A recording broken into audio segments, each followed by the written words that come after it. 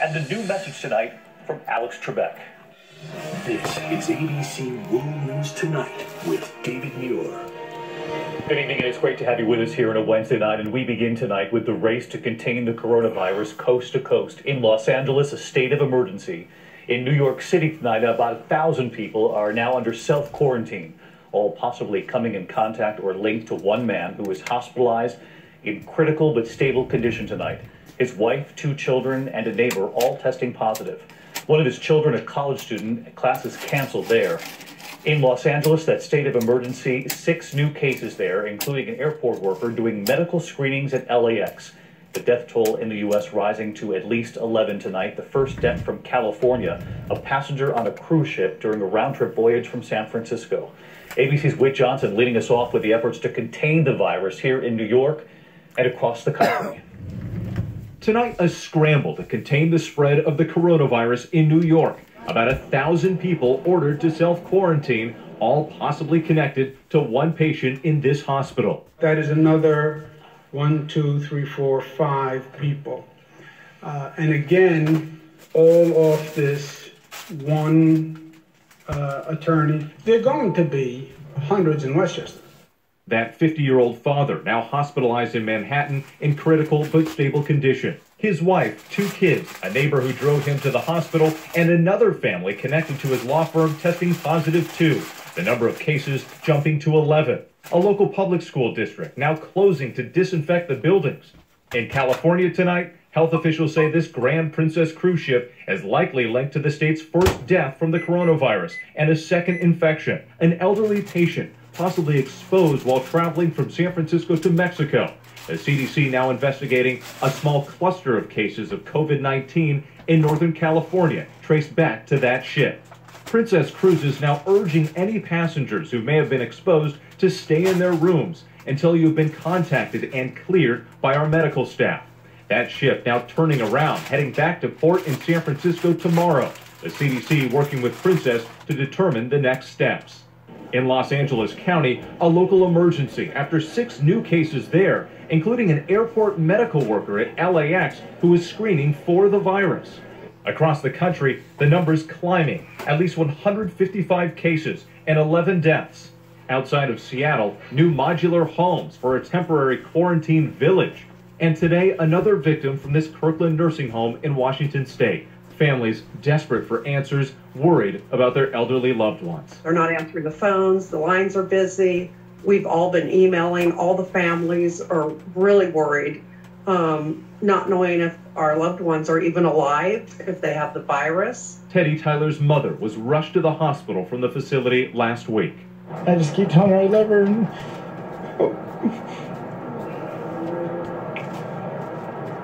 hope she can hear me. In Washington today, the president meeting about the virus, talking about the changes in behavior for all of us in the wake of the outbreak. I haven't touched my face in weeks. In weeks. Mr. President. I miss it.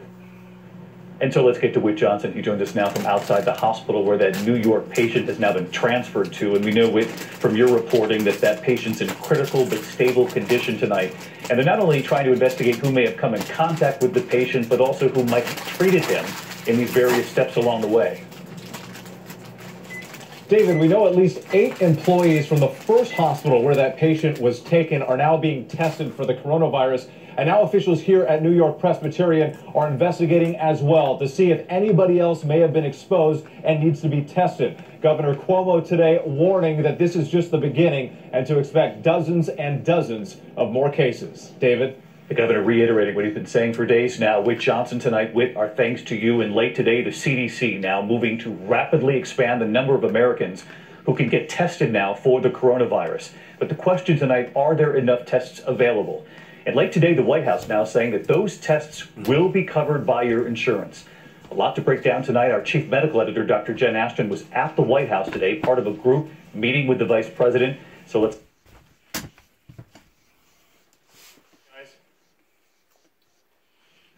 We'll get back to Dr. Jen Ashton in a moment. The other major story tonight, Joe Biden's historic comeback, expanding his winning streak today adding Maine winning 10 states in Super Tuesday voting, including Amy Klobuchar's home state of Minnesota and Elizabeth Warren's home state of Massachusetts.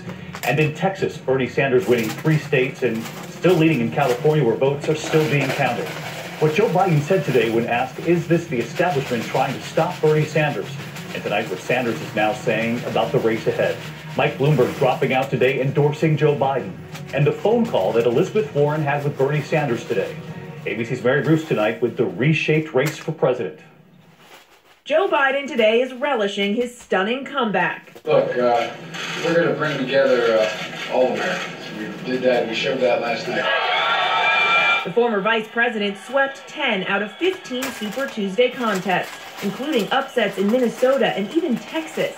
They don't call Super Tuesday for nothing. He also won 2 states in Bernie Sanders' backyard, Massachusetts and Maine. And we're told, well, when he got to Super Tuesday, it'd be over. Well, it may be over for the other guy. An establishment of all those hard-working, middle-class people, those African Americans, those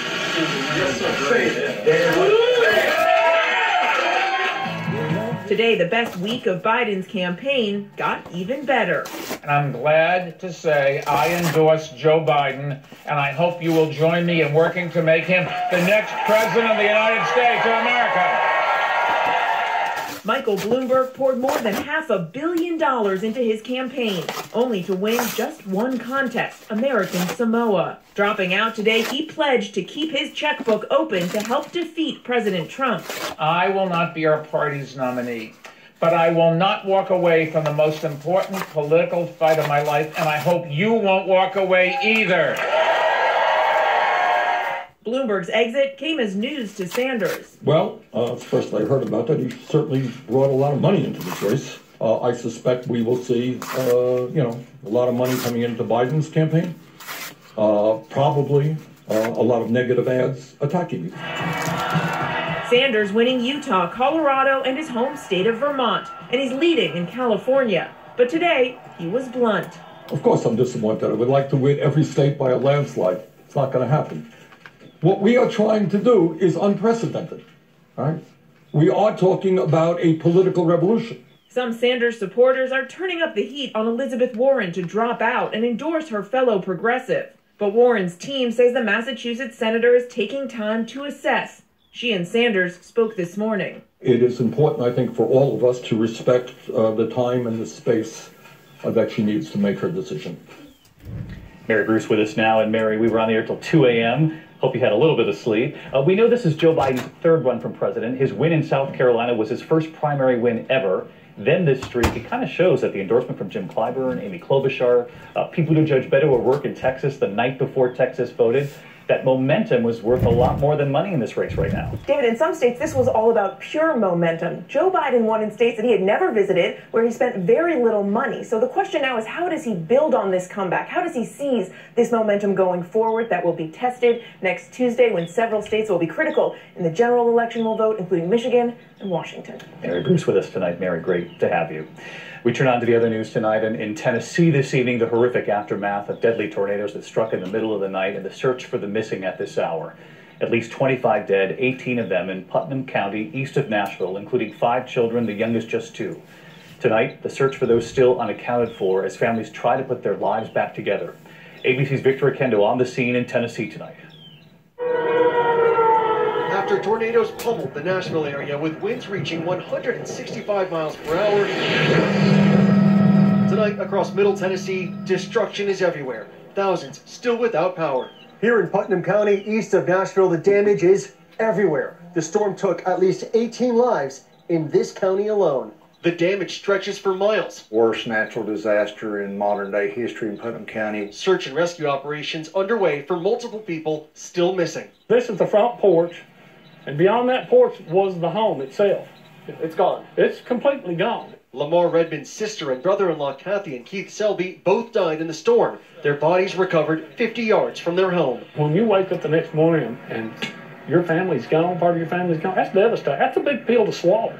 A couple houses over, Richard Farley Sr. also reeling. His son-in-law and grandson did not survive. What can you tell me about them? They were fine people. At least 25 are dead, the youngest victim just 2 years old. Sawyer Kimberlin died along with his parents Josh and Aaron, but amid the tragedy, harrowing stories of survival. Jean Gregory's husband racing to protect her as the tornado closed in. So he came in and he dragged me off the bed and threw me on the floor, got on top of me, and we rode it out in the bedroom. The couple surviving without a scratch. And Victor Oquendo with us live tonight. And Victor, we know first responders are still searching for victims. And what are you learning from authorities tonight? David, teams are still out on the ground and in the air. Take a look. One local police department even using a drone that has a thermal lens on it that would help them spot someone still trapped in the rubble. Teams are still going door to door as well. The National Guard is here to help, but some areas might not be accessible for weeks. David? We're thinking about all those families in Tennessee tonight. Victor, thank you. I want to get right to ABC senior meteorologist Rob Marciano. He's also in Nashville tonight because, Rob, we know the threat of more severe storms looms tonight. It does, David. Thankfully, that threat is to the south of us. Here in downtown Nashville, you can see the extent of the damage to commercial and government buildings like this one, built out of brick and steel girders, just crushing and flattening these buildings. And that severe weather could possibly do the same down along the Gulf Coast. Here it is on the radar along I-10. The low is near Houston. It will be propagating eastward. Damaging winds, tornadoes possible, and these grounds are saturated, so flood threat is for real. We're already seeing flash flooding tonight across parts of southern Georgia. You can see the heavy rain getting in there still tomorrow morning, pushing east across Tallahassee, Jacksonville, and eventually Charleston. It will all clear on Friday for much quieter weather that can't come soon enough. David? Rob Marciano also in Nashville tonight. Rob, thank you. We're going to turn now to the fireworks at the Supreme Court today. The justices today hearing a key case on abortion rights. It's a big test for President Trump's picks, Justices Neil Gorsuch and Brett Kavanaugh. Outside the court, Senate Minority Leader, I should point out, Chuck Schumer, with a heated warning. I want to tell you, Gorsuch, I want to tell you, Kavanaugh, you have released the whirlwind, and you will pay the price. You won't know what hit you if you go forward with these awful decisions. So let's bring in our senior national correspondent, Terry Moran, tonight. And Terry, because the Chief Justice John Roberts delivering a rare rebuke late today to Senator Schumer.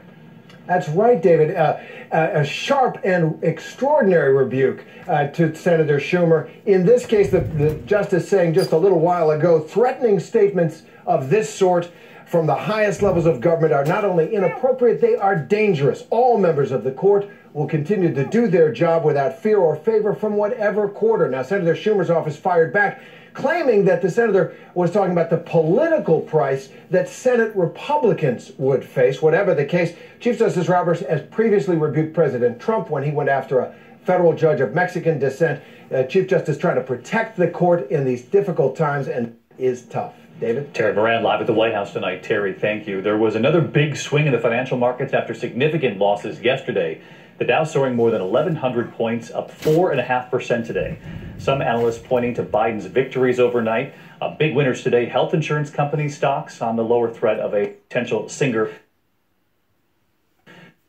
Alex Trebek. Also, the passenger flight diverted, an unruly passenger accused of trying to open the emergency exit mid-flight. The images tonight from inside the cabin. Also, there's news tonight about that airline mechanic who tried to sabotage a flight just before takeoff, what we've learned. And the new headline this evening from Mick Jagger about his heart surgery, what he's now saying about the procedure, his message. A lot.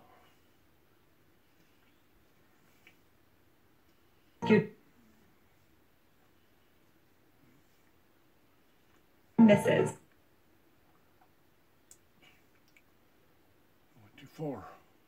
That's first I heard about that. He certainly brought a lot of money into this race. Wow. Let me back up.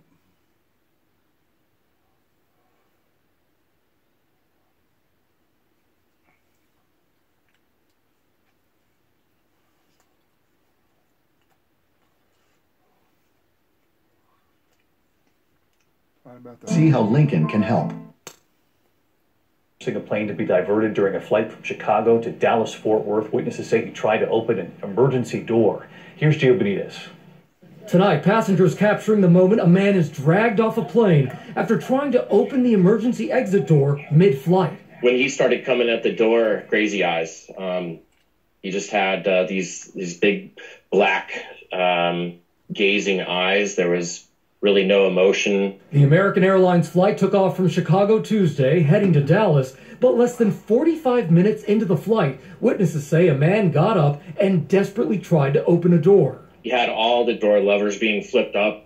He was just going at it, attacking it. Passengers jumping into action, tackling the man. I got him to the ground, pinned him. A couple of other gentlemen got on back of me and helped pin him down. Tying him up and holding him down as the flight was diverted to St. Louis. No one was hurt. The man was ultimately released. And David, aviation experts say opening a door or emergency hatch in flight is impossible. The cabin pressure just won't allow it. David. All right, Chio, thank you. When we come back, news about that airline mechanic who tried to sabotage a passenger plane and what Mick Jagger is now saying about his...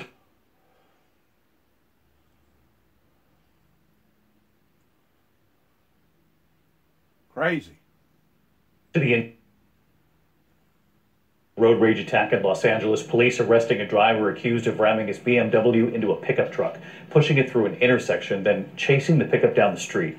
The driver was arrested and charged with assault with a deadly weapon.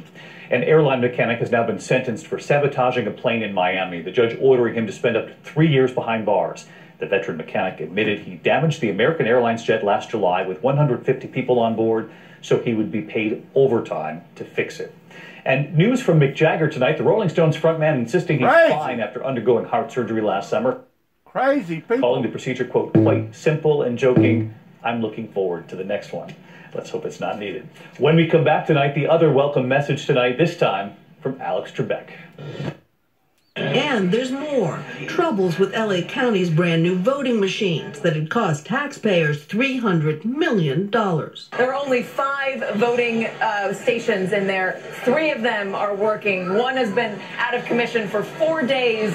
The other one had a paper jam. Despite warnings that the system had problems, the machines were rolled out for the primary. The LA County supervisor is calling for an investigation. Everybody agrees about one thing. Whatever your politics, it shouldn't be this hard to vote. Not in America. Cynthia McFadden, NBC News, New York. And up next, the cheerleading dads bringing it on for their daughters.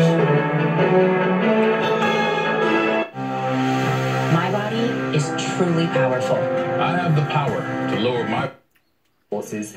In response to that, as you say, in the southern province of Helmand, U.S. forces say they carried out their first airstrike against the Taliban in 11 days, targeting the Taliban as they were assaulting a checkpoint. Now, last week, in the lead-up to the signing of this agreement between the U.S. and the Taliban, all sides of the conflict had agreed to a partial truce, and U.S. and Afghan officials had expected that partial truce to be extended, but crucially, there was no mention of it, no mention of this partial truce in the agreement that was signed. Now, there have been more clashes on the Turkey-Greece border. The Turkish authorities say a migrant was killed by Greek fire near one crossing this morning, and an eyewitness has told the BBC they saw 2 Syrians killed last night. These are claims that the Greeks are denying, but certainly tensions have been growing since the Turkish government announced last week it would no longer prevent migrants and refugees seeking to travel into the European Union, and Greece is the best route in. Jonah Fisher has this report. So this river is the border between Greece and Turkey. Turkey on this side, the European Union just over there. And we've been speaking this morning to migrants who've tried to make that crossing by boat overnight. And though it doesn't look particularly fortified at the moment, we're told that when the migrants reach Greece, they're being very quickly confronted by the Greek authorities and sent back. Men like Mustafa from Senegal. We came across him walking with 2 Afghans. They're unlikely allies, with no common language, but a common goal, Europe. Mustafa tells us they were part of a group who landed in Greece last night and were violently returned.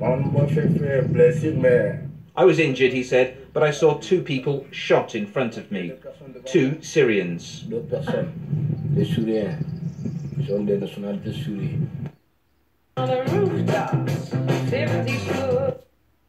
Paris Saint-Germain. PSG are looking to win the tournament for a... Biggest reasons that the United Kingdom left the EU is because of the immigration policies or lack thereof. And so this is very unfair to do to one of the border countries like Greece, where these people are going to be coming through, to leave them in a lurch like this. So absolutely, you're exactly right. This is a real humanitarian crisis in the making. But you can hardly blame Greece. You can hardly blame some of these other countries that don't want to be flooded with millions of people coming out of that region. And we saw some of the disastrous consequences of that 5 years ago. And you've got the Czech Republic, you've got Slovakia, you've got Austria, you've got Poland, Hungary. They're pushing back on this. Yeah. And so I think the bigger countries in the EU, like Germany and the rest of them, they better get their act together and start. Yes, but instead, they're doing, policy and legislation ad hoc and on the fly. I mean, now Greece just suspended processing asylum applications for a month. Again, the reform plan that we were just talking about would have allocated refugees among EU member countries according to the country's economic strength and population size. But then we had, I think we had Hungary and Poland pushing back on that. That's right. I mean, I don't know how they fix this, sir. What do you think is going to happen? I think they need to work a deal with Turkey. Turkey is going to have to realize that they've got themselves in a real quicksand and mired down in northern Syria. We already have about 900,000 displaced persons from northern Syria that are going to have to be going somewhere. The whole thing, you can lay the blame on Assad. You can lay the blame at the feet of Russia as well. But Turkey they've made a bed that they have to lie in, and now they're wanting the EU to help bail them out. And so it's going to take a lot of diplomacy and a lot of people sitting down and accepting what maybe a few things they may not like, and hopefully for the EU's sake, that these countries that are pushing back on these refugees, they saw what happened in France. They saw what happened in Germany. They don't want a repeat of that in their countries, and so I can't blame them one bit. Sir, what should be the Trump administration's reaction to this crisis with Turkey at the border with Greece? We are seeing that the administration is supporting the NATO ally Turkey. What should be the reaction here? Well, I think we can't be super pleased with what President Erdogan has been doing, because he has stuck his thumb in our eye on several occasions. He purchased S-400 missile defense system, which was against the sanctions rule that we had in place. They purchased that from Russia, and now here they are dealing with Russia in a conflict up in northern Syria. So I'm glad it's a very convoluted, complex situation that I think the administration is doing the very best they can. I'm hoping that Secretary of State Pompeo and others can work this thing out amicably. Congressman Brian Babin, always terrific. Come back soon. Great to see you, sir. Ma'am. Thank you. Okay, Liz. Thank you for having us in your homes. Thanks for watching. Lou Dobbs next, right here on the Fox Business Network. Have a good evening.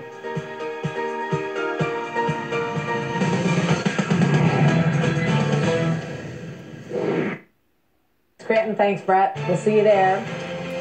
And breaking moments ago, the Washington Post reporting that camps for Elizabeth Warren and Bernie Sanders are huddling tonight to discuss ways to unite, with the expectation that Warren will drop out soon, that according to the Washington Post. So it certainly makes for an interesting development for Joe Biden, embracing the comeback kid label in the wake of a huge Super Tuesday. Those of you who have been knocked down, those of you who have been counted out, this is your campaign. So the New York Times reports that the president's team is, quote, not surprised by any of this, and that they anticipate a, quote, ugly slog of a campaign going forward, adding that Biden's family will become a focus for the president again. This, as NBC reports, that those close to the president have long been concerned privately about a head-to-head matchup with Biden, specifically in the key. He iterated that he will close off the United States to cross-border travel if indeed there is a threat to Americans. As certain areas get to be more of a problem, we may close them up, as we have done with numerous areas. At this moment, we think we have it very much in hand. We closed certain areas down very strongly. In some cases, not whole countries, but certain areas within countries, like in Italy. We are, I think, doing a very effective job in terms of that. It's very important. And the House of Representatives today passed an $8 billion supplemental funding bill to address the coronavirus outbreak. The Senate picks up the measure tomorrow. In the United States, there are at least now... What did he just say?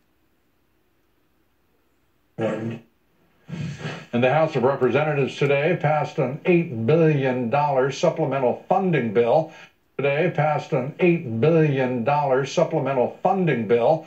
Today passed an $8 billion supplemental funding bill to address the coronavirus outbreak. The Senate picks up the measure tomorrow. In the United States, there are at least now 129 confirmed cases of the coronavirus.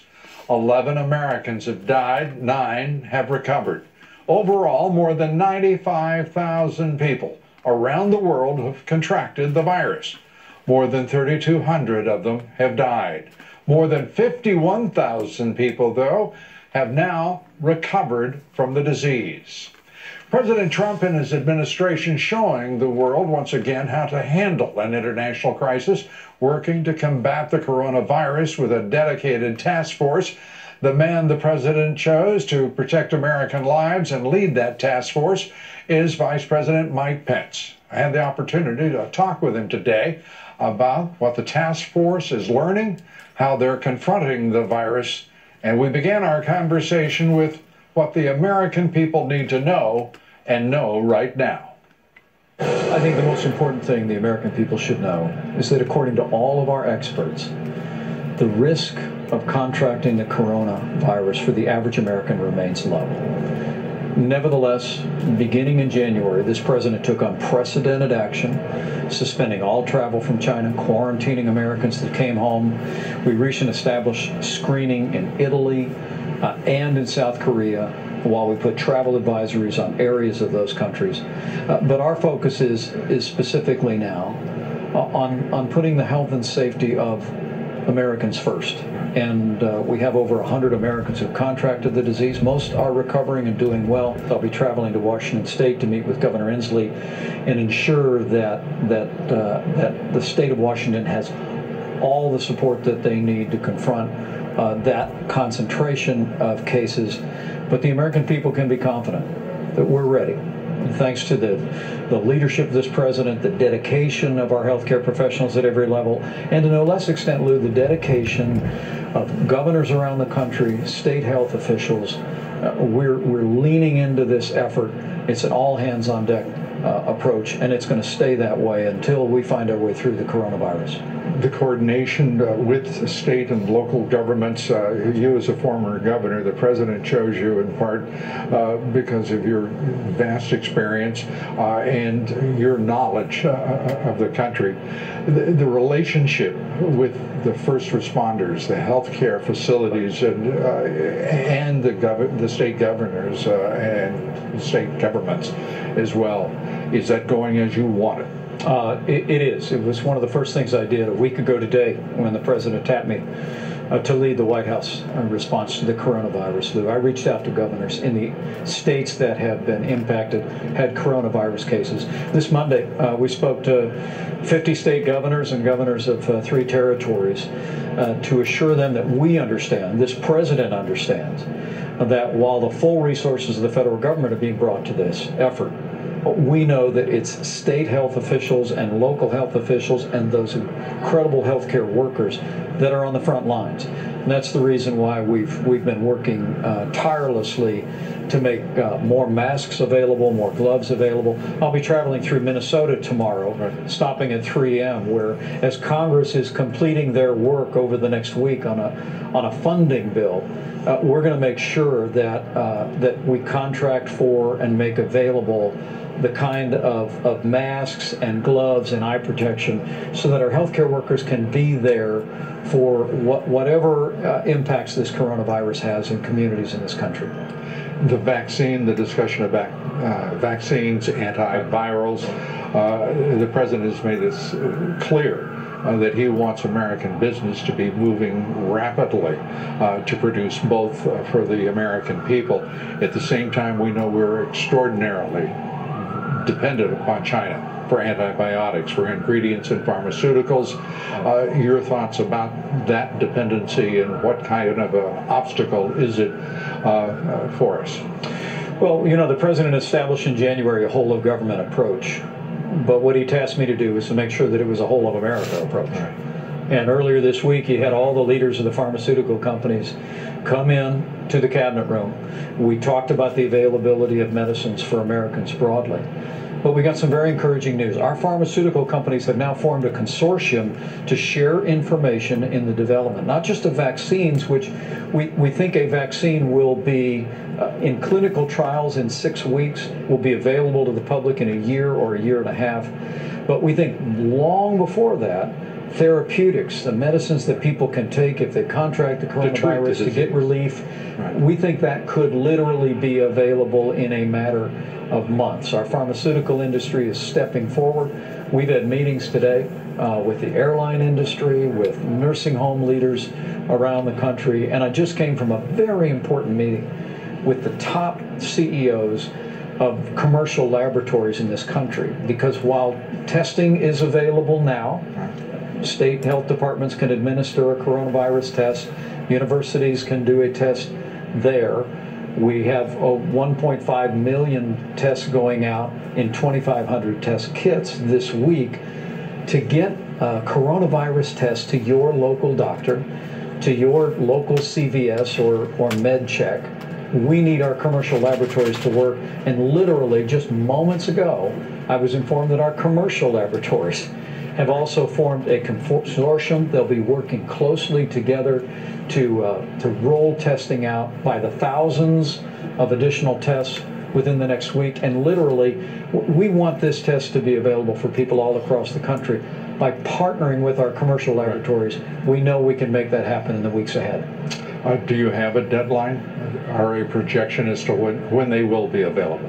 Well, as I mentioned, and I talked to a few governors this morning, Lou, right? Thanks to the FDA's efforts this weekend at the president's direction, now state laboratories can conduct coronavirus tests on their own under an approved procedure. University laboratories around the country can do the same. States across the country can now conduct this test, but we also have kits going out, 2,500 kits, 1.5 million tests to hospitals around the country that particularly in the areas that are affected or have requested it. But again, what Dr. Birx shared with me is what's most important to millions of Americans who may be concerned about this. If there's a case of coronavirus in their community, is literally to be able to go to your local doctor, to go to your Minute Clinic, and know that that'll be available. We think that literally we'll have thousands of those tests begin to be processed through our commercial laboratories next week. And believe it or not, I was just told, given the immense capacity of our commercial laboratories, they told me within a matter of weeks that could be in the millions. And I've looked at your schedule, and I know you're going to be, you've always been the busiest fellow to hold this office. You're going to be even busier now, and we wish you Godspeed and appreciate your time. Thank you, Lou, so very much. The American people, again, should just know the risk of the average American to contract the coronavirus remains low. But this president has deployed the full resources of the federal government to confront the corona crisis. We're bringing industry together, and we will find our way through this with the very best that puts the health of America first. Mr. Vice President, thank you. Thank you, Lou. Appreciate it. You know, I'm not denying none of those things that he just got through saying, and what he just got through saying was fine and dandy and good. But at the same time, he didn't make mention about what was broadcasted on the earliest part of this same recording, that they put out a state of an emergency in LA County and they're shutting down schools. Good luck to all of us is what the Windmill Ministries here at 291 Thompson Road Sharon, Tennessee, zip code 38255, continues to keep telling people, good luck to all of us in these last days pertaining to biblical Bible prophecy. And we mean that. We mean that from our families to yours, pertaining to the horrors that has been predicted that will befallen upon to humanity in these last days. We just pray for those who have never had an experience with Christ, that they will turn and give their heart and their life over to God. We pray for the victims of the tornado outbreak that happened around Nashville, Tennessee. We pray for all the victims of those who have perished, not only here in the United States pertaining to sicknesses, but all over the world. We just pray that God's will be done, and that Godspeed. And that Godspeed. Come, Lord, quickly, and deliver us from this horror. In Jesus' name.